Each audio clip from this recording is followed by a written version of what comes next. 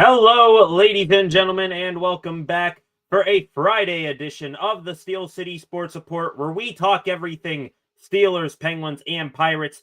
I am your host, Brady Vini. Welcome, everyone, wrapping up the Pittsburgh Sports Week here on this beautiful Friday evening, and tons to talk about for all three of the Pittsburgh professional sports teams. Here in a matter of moments, we will kick things off with not the Pittsburgh Steelers, but the Pittsburgh Penguins. Massive news this morning. One of the franchise's all-time greats is returning for one last go-around with the club before riding off into the sunset of retirement. After that, we will follow things up with the Pittsburgh Steelers, who is in, who is out heading into this weekend's matchup with the Seattle Seahawks, the home opener, and a revenge game for Steelers wide receiver DK Metcalf.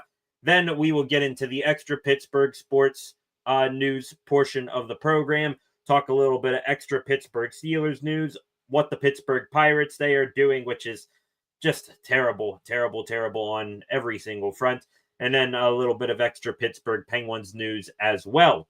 If you are new here, before we get things officially going here this evening, if you are new, please subscribe to the channel and turn on notifications so that you never miss when I am live or upload a video again. Also, I would appreciate it if you leave a like, share, and comment on this live stream, as well as, like, share, leave a comment, any thoughts, questions, or opinions that you may have, get those in the chat.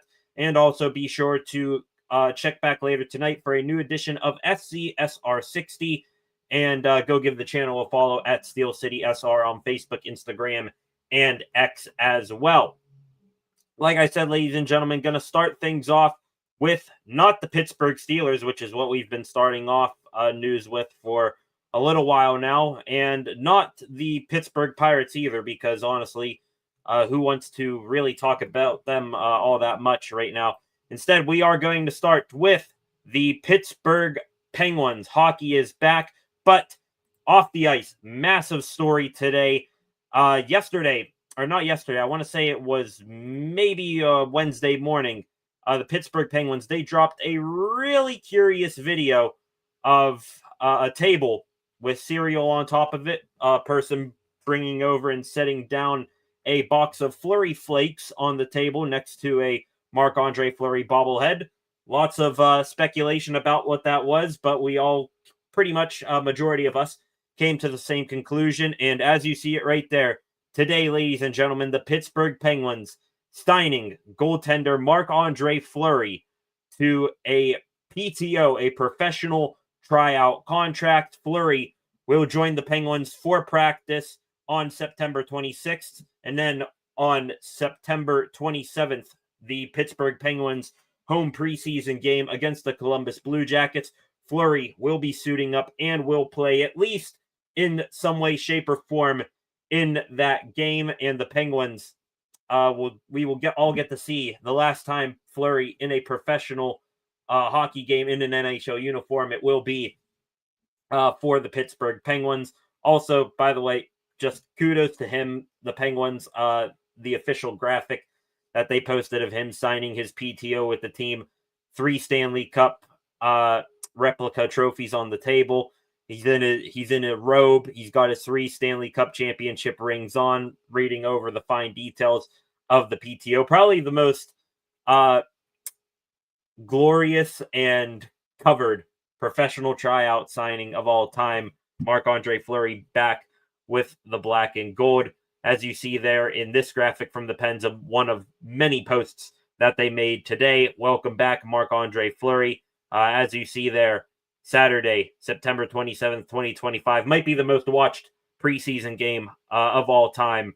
The Penguins versus the Blue Jackets. Fleury will, at least at one point in that game, be in goal for the Penguins. It'll be awesome to see him once again, maybe for just that week.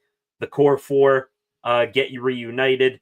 Him, Crosby, Letang, Malkin. I honestly would not be shocked if Fleury playing in that preseason game, if that will be the lone preseason game you see Malkin, Letang, and Sid suiting up. It might be as close as you can get to a full-blown A squad for the Pens on September 27th, not just because, the guys want to play in front of Fleury one more time, at least Sid Gino Tanger, but also I would not be shocked if Dan Muse and Kyle Dubas say, hey, let's have a full dress rehearsal here for the regular season, play all the starters, and let's do our best going up against the Columbus Blue Jackets to get Fleury a win in the preseason. There's, nice little moral victories that come with stuff like that. Also, speaking of Kyle Dubas, he did release a statement today on the return of Fleury. The entire Penguins organization is honored to welcome back Marc-Andre Fleury to the ice in Pittsburgh. This past year, everyone witnessed how beloved and respected Mark is in the game of hockey, but the adoration goes beyond his accolades and career. Mark means so much to our team, our fans, and the city of Pittsburgh because of the person he is and the example he set.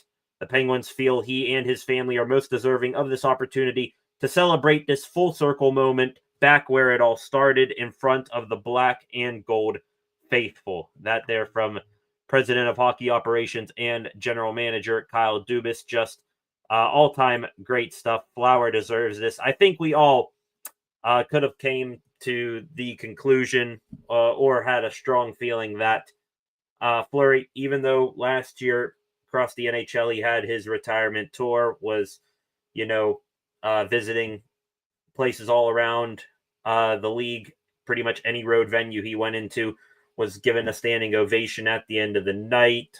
Opposing teams went over and shook his hand, but just didn't feel right, him ending his career with the Minnesota Wild. No offense to them. So I think we all were, holding out hope and had a strong idea that Fleury was eventually going to at least sign a one-day contract and retire to the Penguins.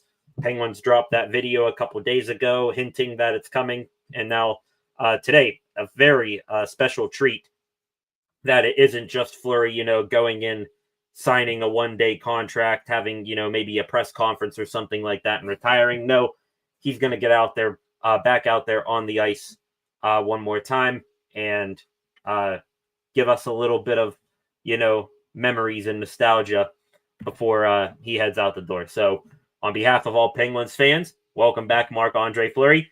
Couldn't be happier to see you again, and we are very, very excited to watch this preseason game coming up on the 27th, as I'm sure you will be showered with love and adoration and standing ovations from puck drop to final horn. So welcome back, Marc-Andre Fleury. Going to keep things moving along here, ladies and gentlemen. We will get back into some Pittsburgh Penguins news here a little bit later on in the program. The Pens, as a matter of fact, hockey officially beginning today up in Buffalo. The Penguins prospects taking part in the prospect challenge. How they did in that game we will cover here in a little bit. In the meantime, we are going to get back into the team that we are mostly focused on around this time of year, and that is the Pittsburgh Steelers.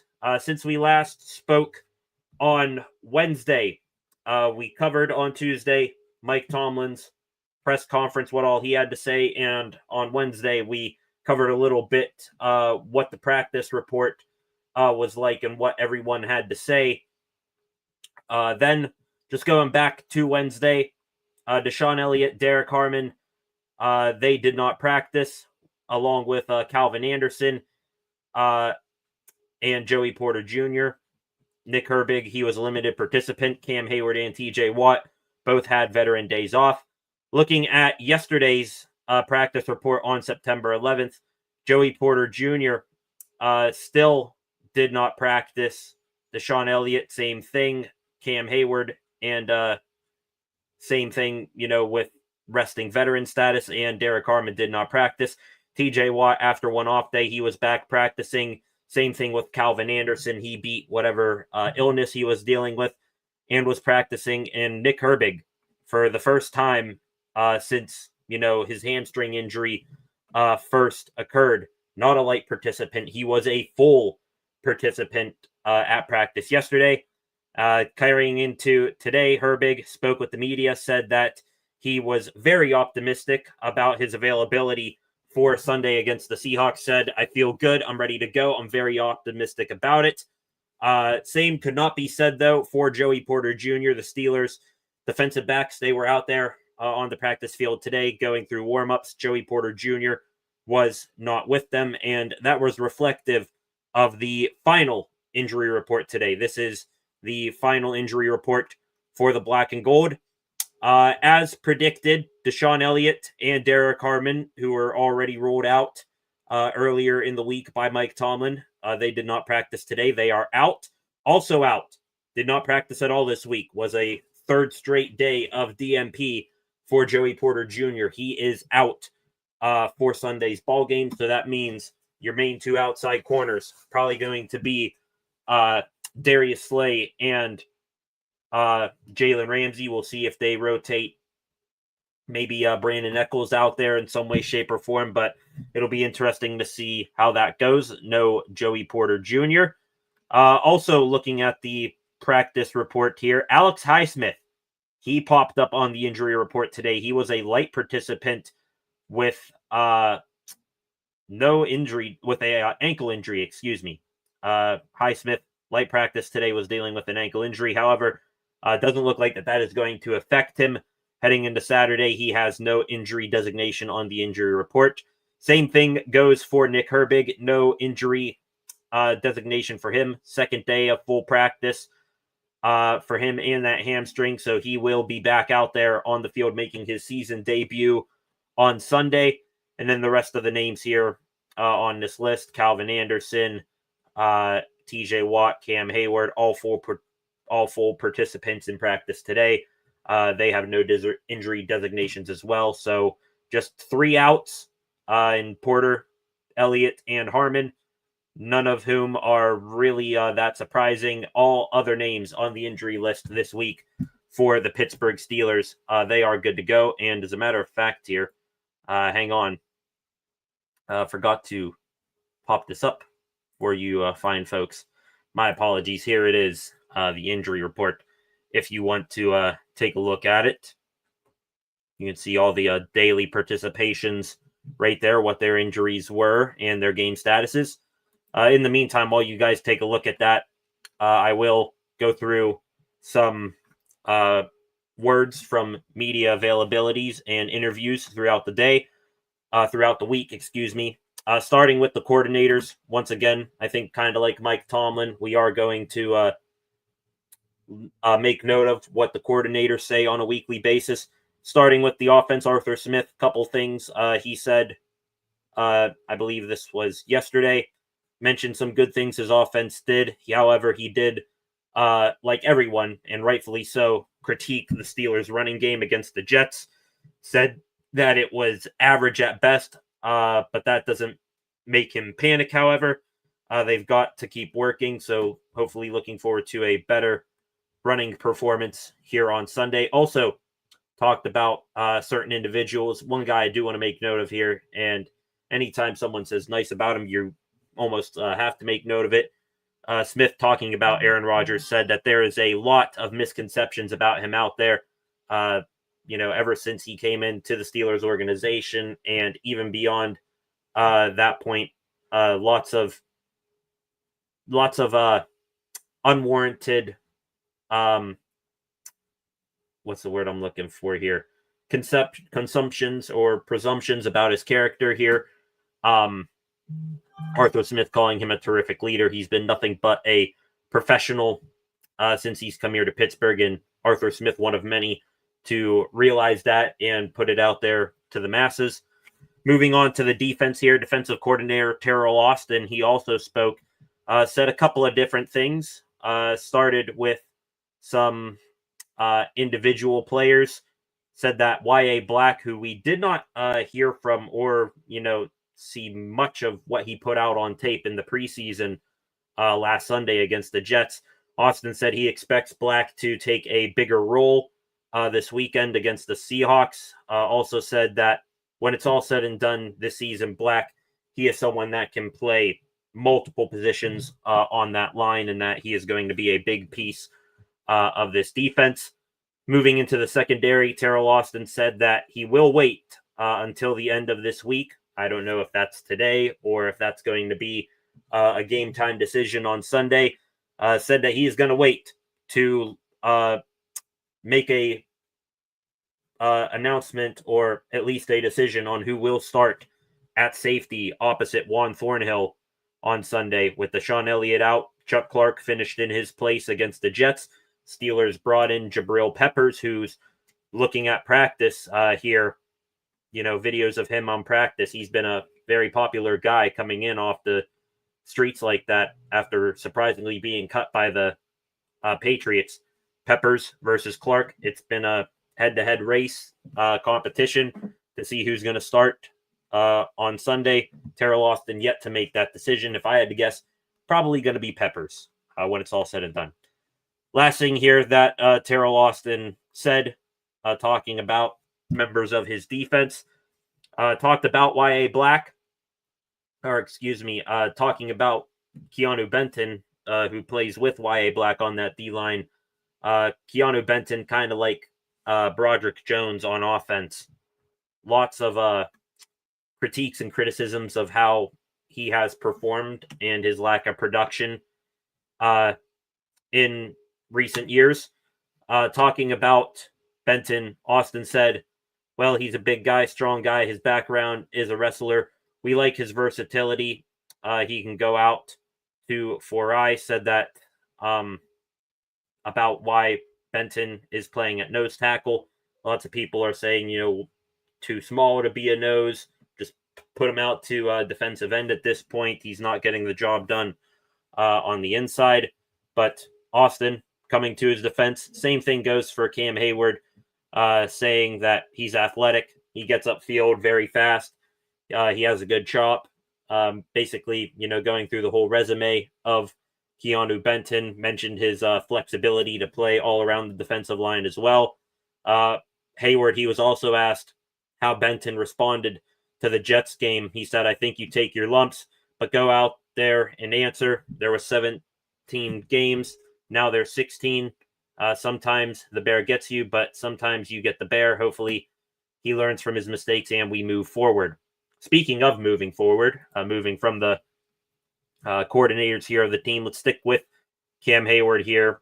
He mentioned on Sunday postgame that he was not going to talk about his contract status. We remember he got playoff heavy incentives put into his contract before Sunday's Jets game. Talked about it back in Pittsburgh like he said he would. Said, I'm only realizing how much more I'm relieved just because I'm sleeping a lot better. Glad to put that behind us. Glad I can just focus on football and go out there and earn it. Respect. I do respect the quote there, Cam, and I respect the honesty. Honestly, I do. I'm sure talking about a good bit of money here. I'm sure it was a stressful thing, coming in, day out, not practicing with the team because, you got something going on contract-wise off the field. But at the same time, kind of like he did this before, saying that, I got to think for my family and have tough conversations with him. He mentioned that before, saying I'm sleeping a lot better at night. That's going to fall on a ton of deaf ears, especially in this fan base and in the city of Pittsburgh, a hard-working city. You already made, I think, over $130 million in your career, Cam.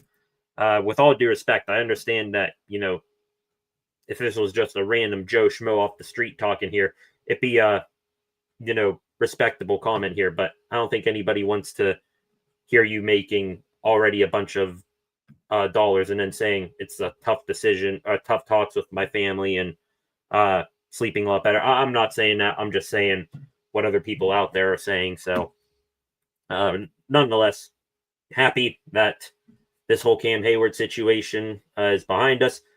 However, got to start performing better there, buddy. I somewhat want to give you a pass. I do, for how you played Sunday against the Jets. Taking the whole contract pay raise thing up until the 11th hour, right before the game on Sunday. I think we all could have realized that Cam was going to go out there and probably lay an egg because his head wasn't in the right mind space. Now, week later, fresh slate here, you got to perform. If you go out there and have a similar performance, it's going to be real tough on the fan base and your relationship with them. You going up against a less, still mobile, but very less mobile quarterback compared to Justin Fields and Sam Darnold. Go out there, sack him a couple of times, give him a couple of hits, bat down a pass or two, get back in the good graces formally with this fan base.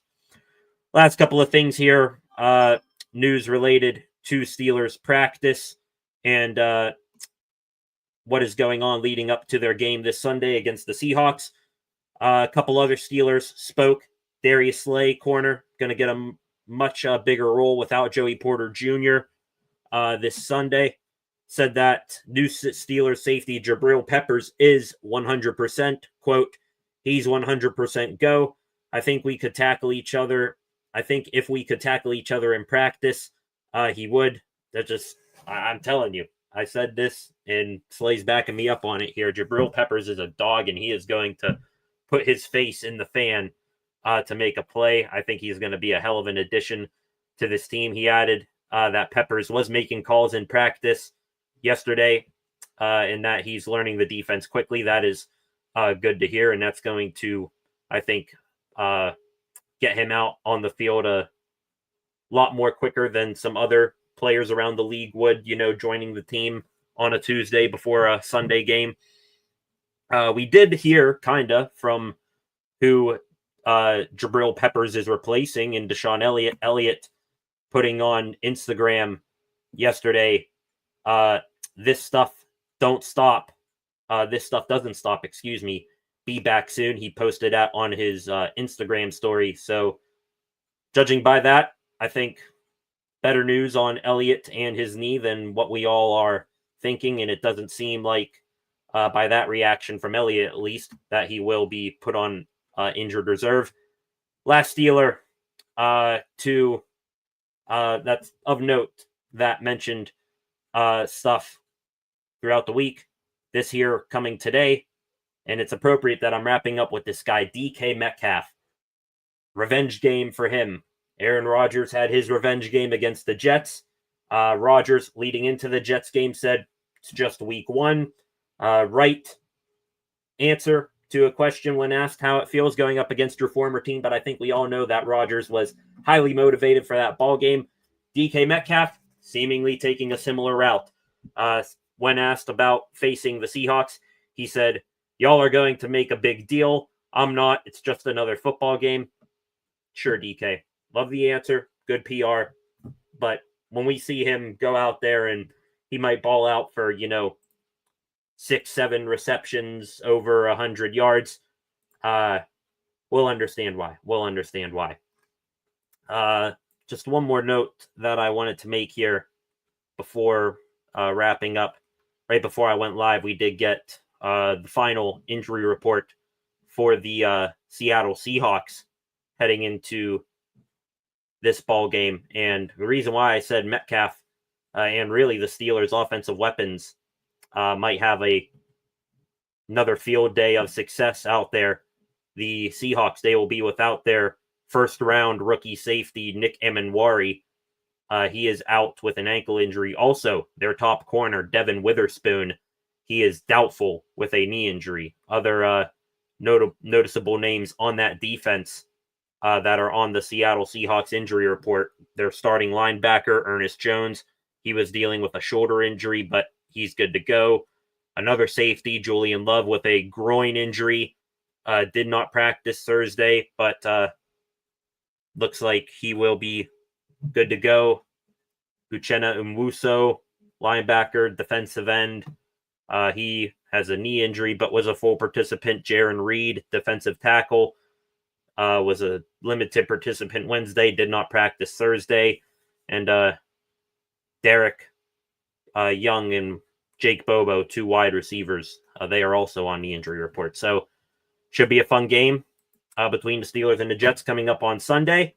Hope you all join me back here. We will be live once again Sunday afternoon. Come back here as we, in live time, break down and react to what all goes on in that ball game. All right, ladies and gentlemen, take a quick look here. 5 of you in here right now. Welcome to the live stream. Before we continue on here with the extra Pittsburgh sports news of the program, I would appreciate it very, very much if you have not done so, if you would subscribe to the channel, turn on notifications so that you may never miss when I am live or upload a video again. Up to 507 subscribers on the channel. Lost a few over the past couple of days, but hey, I'm quite all right with that. Going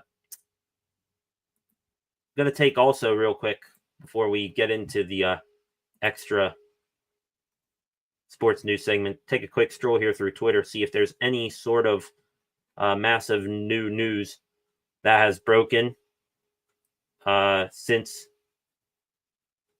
we have gone live. Just getting a lot of pictures from Steelers practice today. Jalen Ramsey. Expecting another big game from him. Also seeing a ton of college football stuff. You know me. Excited about tomorrow's ball game for my Pitt Panthers. We'll probably be live for that, so hope you come back for that game as well.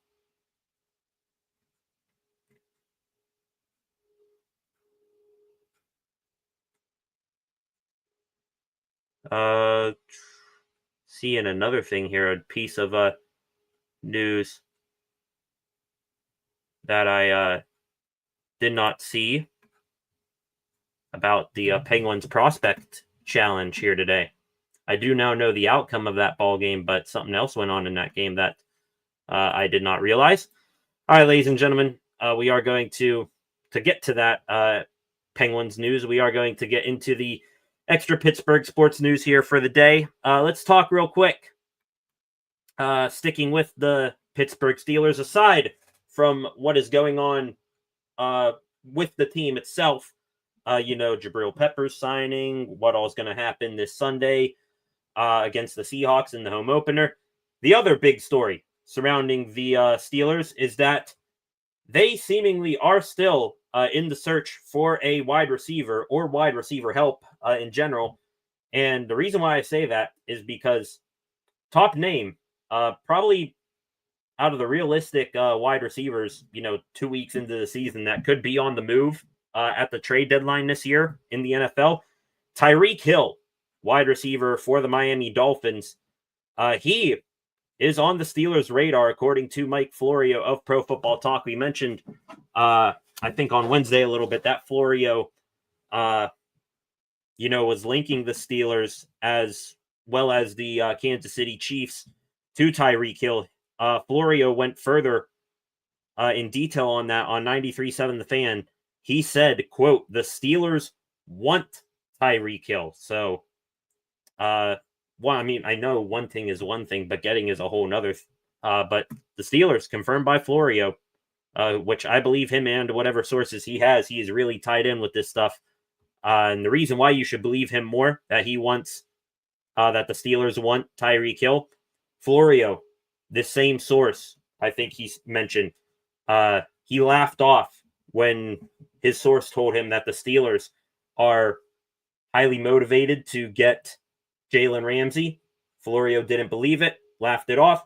Jalen Ramsey is a Steeler. All of a sudden, takes that source much more seriously. Now that same source coming back and telling Florio that the Steelers want Tyreek Hill could be could happen. I know I've said that a time or two about Steelers and their linking to wide receivers in the past, but this one feels as real as any of them. Probably the most realist one since the Brandon Ayuk saga that happened last offseason, which, say what you will, that Brandon Ayuk trade, it was, accepted by the 49ers, but Ayuk decided to stay. However, one thing on this this story from Florio telling 93.7 The Fan that the Steelers want Tyreek Hill, the source told Florio that the Steelers were interested in Hill. However, that was before Hill was hit with his latest domestic violence allegations. Hill dealing with some icky stuff on the field, which, that situation still in the allegedly stage there, but Hill has had issues off the field before, and honestly, way too often. So we'll see. The Steelers' interest in Hill was before this happened. I don't know if the Steelers still have interest in that happening now. Also, Florio did not mention this. Could the Steelers still have interest? Now that they saw that Calvin Austin went out there and performed the way he did on Sunday. Calvin Austin, if he can do Tyreek Hill-like things, just keep him without the headache or the money. So we'll see what comes of that here in the future. Hill, I'm not sure if this is maybe a sign of something to come in a media availability with the Dolphins just today. He said that the standard is the standard when talking about his performance or the team's performance or something like that. Pretty odd quote for him to drop like that, especially that saying. So we'll continue to monitor the Tyreek Hill situation moving forward. But if I had to guess, I say it's highly possible that that could happen. But in the same time, if Florio, going back to what he said Wednesday is correct, if he has the choice between the Kansas City Chiefs and the Steelers, I think he might choose the Chiefs 9 times out of 10. A couple extra Pittsburgh Steelers news stories here today. 4 Steelers, they have been nominated for the Pro Football Hall of Fame class of 2026 in the alumni division, or the seniors category. It took me a second there to remember what it was. The seniors category.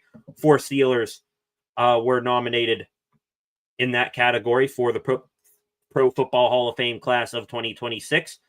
Those 4, some legendary names here: L.C. Greenwood, Greg Lloyd, Lionel Taylor, and Byron Whizzer White. Awesome names here. All 4, I'm sure, are very deserving. Even if you were to take off the Pittsburgh Steelers homer glasses of getting into the Hall of Fame, especially, Greenwood and Lloyd. I mean, those 2, just put them in already. Holy hell, it's been way too long for those 2.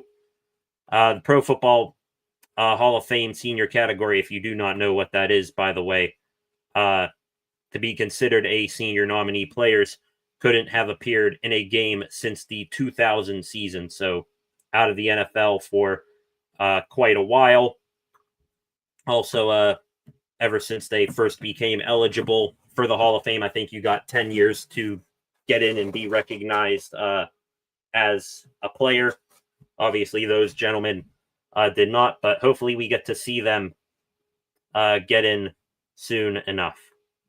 Last bit of Steelers news here for the day. Do not want to spend too much time on this. I addressed this at the ending of Wednesday's live stream. I felt that it was right to do so on my part. Now we've seen tons of others chime in as well. Steelers pass rusher Alex Highsmith took to Instagram, as well as many other athletes, commenting on the Charlie Kirk assassination that happened on Wednesday, as well as a bunch of other stuff going on in this terrible, terrible world. The young Ukrainian woman getting murdered on the Charlotte train. What Highsmith had to say on everything going on, from the brutal killing of Irina Zarutska on a Charlotte train to what Charlie Kirk faced, to the hundreds of mass shootings that have already scarred this year. America is bleeding. in days apart, we are watching innocent lives lost to random acts of violence, and our arenas, streets, and homes shaken by chaos. This is not just crime. It is a demonic scheme against humanity. We desperately need Jesus. We must pray. We must bind the devil, and we must call on God to heal our land. Without him, the cycle of violence continues. With him, there is hope, peace, and restoration. America needs revival now. Absolutely beautiful and very, very correct by Alex Highsmith. Going to continue things on here, ladies and gentlemen, moving on into the Pittsburgh Pirates. Honestly, do not want to spend too much time talking about this either. Since we last spoke, I think the Bucks wrapped up their 3-game series with the Baltimore Orioles. They played Game 2 on Wednesday night and Game 3 of that series yesterday afternoon. Wednesday night, Paul Skeens went out, did his thing, 5 innings pitched, gave up just 2 hits, no runs, no walks, 8 strikeouts, only went 64 pitches, so they did have a concrete pitch total in mind for him. His ERA on the season now, 1.92. Obviously, very, very a heavy favorite at this point for the NL Cy Young. However, he could not improve his win-loss record. I think he's still sitting at 10-9. The Bucks lost that game. No offensive support for Skeens, and the bullpen leaked a little bit in the end. Final score was 2-1 in 10 innings, a second walk-off in a row for the Baltimore Orioles. Skeens also, I forgot to mention, in his 8 strikeout outing, joined the 200 strikeout club in his career, or in this season, maybe. So congratulations to him. Generational stuff. Just got to put a team around him. But not going to have my hopes high for that either, because the Bucks, they also lost yesterday, 3-2 to the Orioles. Johan Oviedo was on the bump for the Buccos. Didn't have his best stuff, honestly. 5 2/3 innings pitched. Did strike out 5, but gave up 2 earned runs and 3 walks, so control was not in his favor. The Bucks, they did their best with their anemic offense to get run support on the boards, on the board any way they can. Nick Gonzalez with a single, and then getting into a rundown, brought home a run in the top of the first inning. Also, Alexander Canario was able to tie up the game in the top of the 9th with a solo home run. But the Orioles, again, walk-off winners. They take the series, sweep the Buccos. The Pirates in 30 innings scored just 5 runs. And that is that game yesterday, losing 3-2. That was the 64th time this season that they were held to 2 or fewer runs. By far, worst in the MLB. Yeah, that's all I got to say on that. Fire Ben Cherington, please. I mean, it's just, you can tell by my voice, you can tell by my reaction here. It is so damn hard to talk about this baseball team, and it's even worse because you have Paul Skeens, and you have this unicorn right there willing to carry you to the promised land if you just do a little bit to help yourself. But Pirates, this general manager, who will probably be back because they're the Pirates and they don't want to pay someone to sit on their couch, and because of this cheap, couldn't care less except getting bottom dollar owner Bob Nutting, not going to fix anything this offseason, and we're going to run it back next year. So now we have a ton to look forward to tonight. Let me try to get my optimism back up here. Tons to be excited about tonight. The Pittsburgh Pirates back in action. It is the 64-83 Pittsburgh Pirates who clinched another losing season. They clinched their 7th straight losing season against the Orioles. They tonight will 6 Washington Nationals. what will win, the very movable force or the very resistible object? We will find out. Lineup tonight for the Buccos: Jared Triolo at shortstop, Spencer Horwitz at first base, Brian Reynolds in right, Andrew McCutcheon DHing, Nick Gonzalez at second, O'Neal Cruz in center, and then what the hell is this bottom three of the lineup? Cam Devaney at third base, G1 Bay in left field, Henry Davis catching, Mitch Keller on the bump. Keller tonight, Bubba Chandler looking forward to a much better outcome than his first major league start tomorrow. And then on Sunday, Mike Burrows. If anyone cares, Bucks, they also made a roster move today. Justin Lawrence back in the big leagues after a rehab assignment. Haven't seen him since April, I believe. Was supposed to be a solid piece for this bullpen throughout the year, but injury got him. Now he is back. Colin Holderman getting sent back down to AAA Indianapolis. Last piece of news here on the Buccos here today. As much as I am down in the dumps about this major league team, not just in the present, but moving forward, what do us Pirates fans always have to look forward to? The prospects. The prospects. They are the shining light at the end of the tunnel that we will never, ever get to reach, because when they come to the big leagues, we trade them off or they ultimately suck. However, I'm hoping that's not the case for Connor Griffin. Just last night, 2 nights ago, was 3 for 5 with the Altoona curve with a home run. Not sure how he did last night, but heading into last night's ball game for the curve, a 344 batting average in his first 17 games at AA. Sounds like he is adapting to AA pitching quite well, and his fast track to the big leagues will continue. Wrapping up the extra Pittsburgh sports news of the day here. Like I mentioned, we are getting back into some Pittsburgh Penguins talk here. Like I mentioned, today, hockey officially back in some way, shape, or form. The Penguins prospects kicking off the Buffalo Prospect Challenge. Some interesting players in action today. Tristan Brose, Ville Koivunen, Ben Kindle, first-round pick from this year, Harrison Brunick, Owen Pickering, Emil Pieniemi, Sergei Murashov in between the pipes.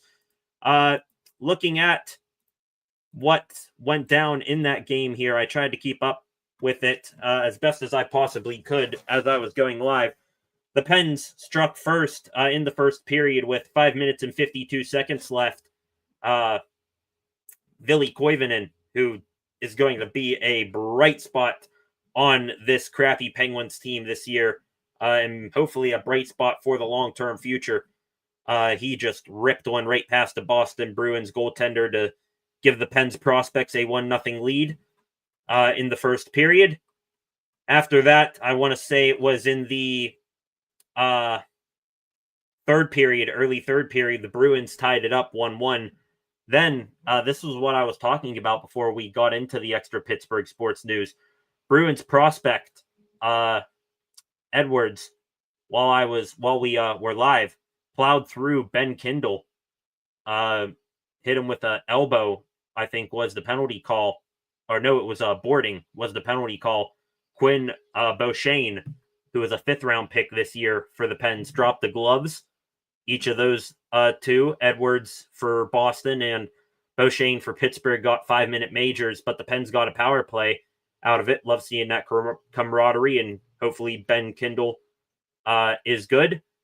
Then, late in the period, 26 seconds left on the clock. The Penguins looking to not have this game go to overtime, or I'm not even sure if it would have gone to overtime. It might have just ended in a tie. Avery Hayes, who's been a solid prospect in the AHL for the Pens for a couple of years now. He gets a breakaway, pots it 2-1. Pens is the final score, ending it in exciting fashion right there. So glad to see that from the Pens youngsters. 2 other stories here. 2 major stories for the Pens before we log off here for the night. Throughout the week, we've been talking about the Sidney Crosby situation and his agent, Pat Brisson, saying never say never pretty much to a Crosby trade.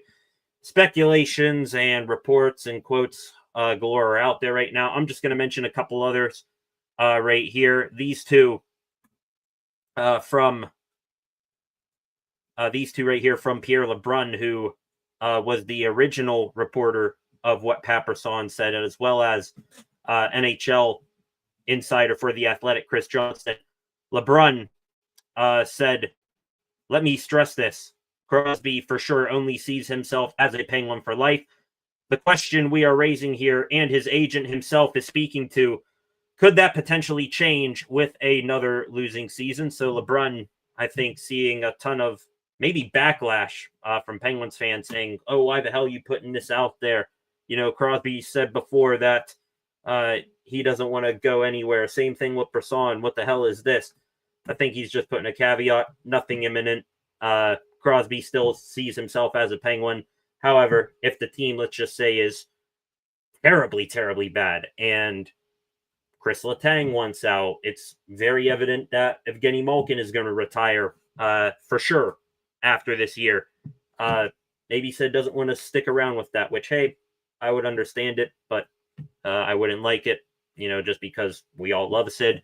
So I think that's what LeBrun was getting at right there.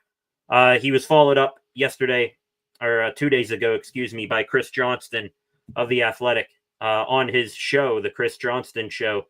He said, "I think you're right to have the Canadiens and Avalanche as teams first in mind on where he might go, but I don't think the list will end there if it ever gets there. He's not there yet." So Johnston, think stating the obvious.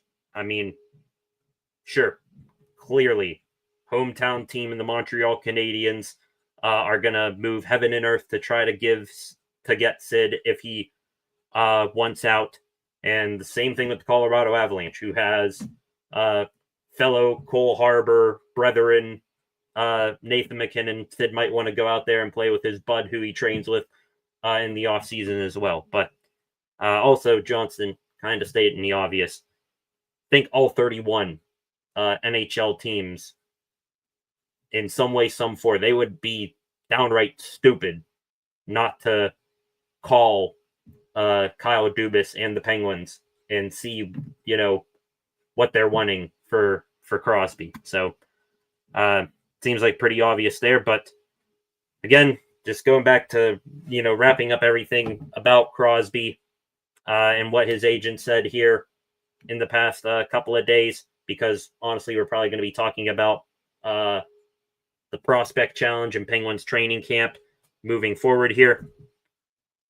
On a percentage scale here, still sitting at probably a good 85% that Crosby, you know, ends his career as a Penguin. I mean, obviously that has, you know, gone down quite a bit. It was always 99%, but still more likely than not, I think Sid will clearly see the vision here of Kyle Dubas, you know, rebuilding this, hopefully tanking out, and by some miracle getting Gavin McKenna next year.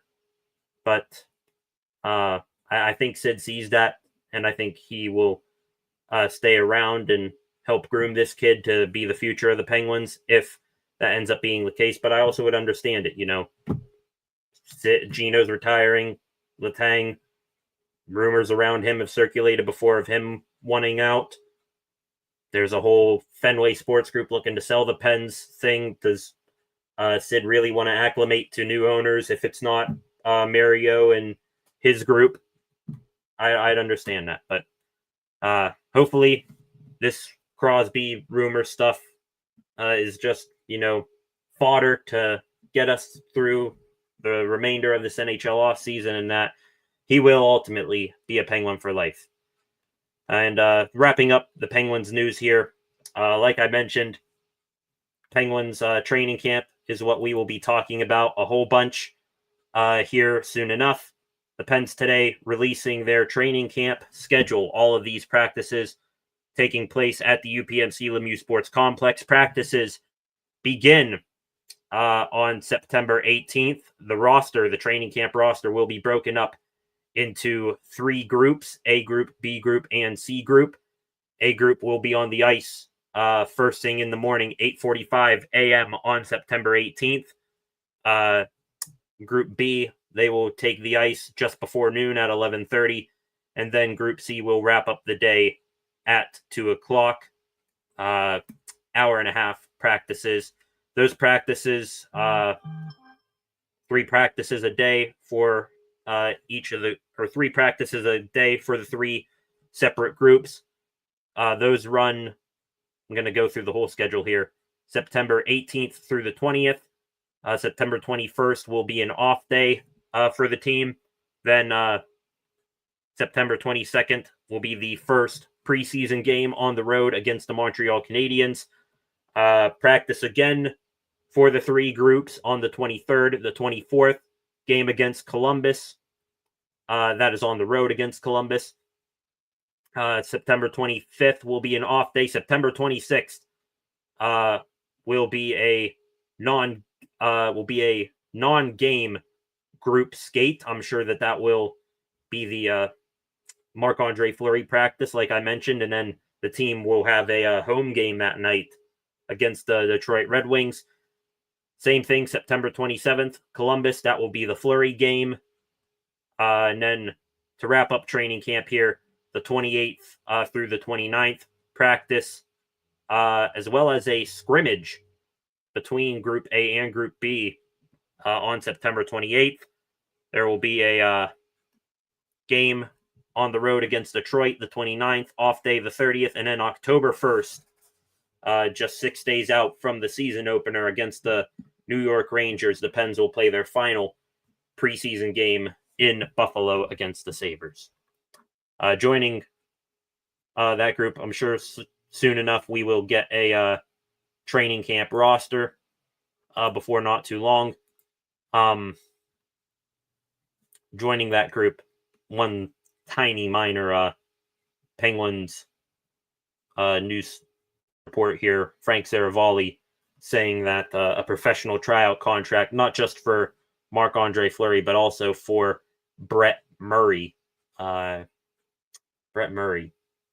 No, that's not who I was thinking of. I was thinking that was Ryan Murray, the defenseman for the Blue Jackets from a while back. But honestly, don't know much about who Brett Murray is. So looking forward to that and so much more for the Penguins.